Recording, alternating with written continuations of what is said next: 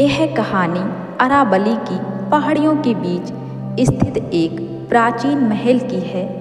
इस महल का नाम पहले चंद्र महल था और यह अपने अद्वितीय वास्तुकला और अद्भुत कला के कारण प्रसिद्ध था, लेकिन सालों से यह भी मशहूर था अपनी भूतिया कहानियों के लिए।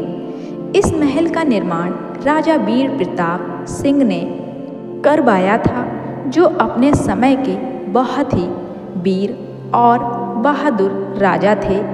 महल की वास्तुकला अद्वितीय थी और इसकी सुंदरता चारों ओर प्रसिद्ध थी, लेकिन एक दुर्भाग्यपूर्ण घटना ने इस महल को अभिशापित कर दिया। राजा वीर प्रताप सिंह की एक बेटी थी, राजकुमारी मृदुला। अपनी सुंदरता और ज्ञान के कारण वह बहुत प्रसिद्ध थी।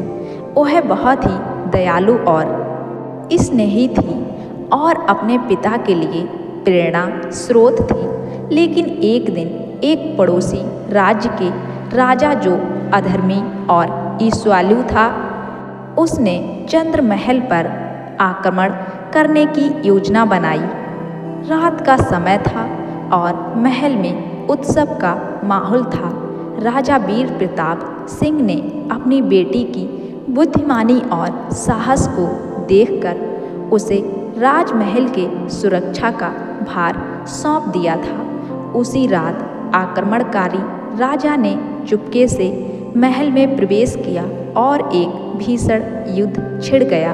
राजकुमारी मृदुला ने अपनी वीरता और साहस से धूर्त राजा का सामना किया, लेकिन दुर्भाग्यवश एक धोखेबाज सैनिक ने मृदुला को धोखा देकर उसे मार डाला और उसकी मौत के बाद कहा जाता है कि उसके आत्मा ने उस खिलखिले चंद्र महल को कभी नहीं छोड़ा।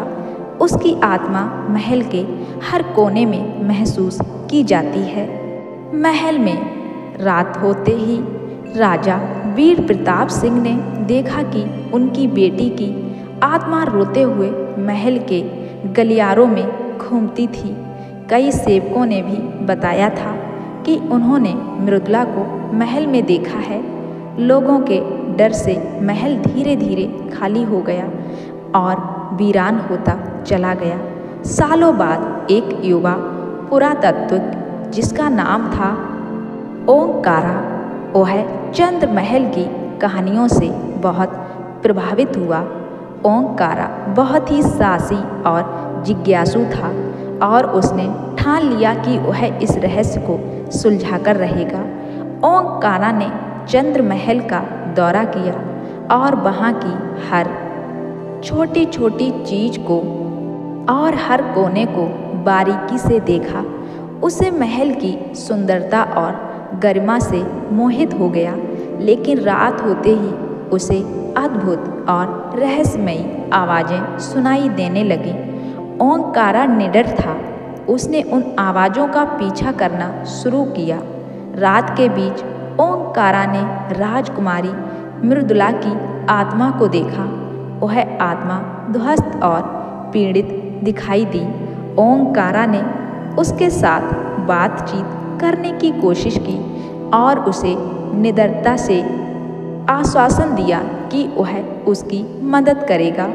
अब मृदुला की आत्मा ने ओंकारा को बताया कि उसकी आत्मा तभी शांत होगी जब अधर्मी राजा और उसके सैनिकों को उनकी करनी का एहसास हो जाएगा।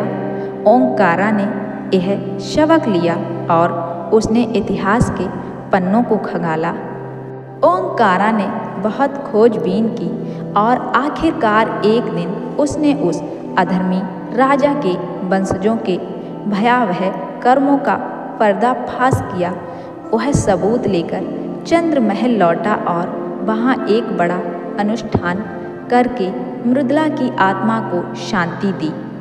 उस घटना के बाद चंद्र महल की भयंकर गूंजती आवाज़ें समाप्त हो गईं और लोगों ने फिर से महल में आना जाना शुरू कर दिया और उसकी सुंदरता का आनंद लेने लगे।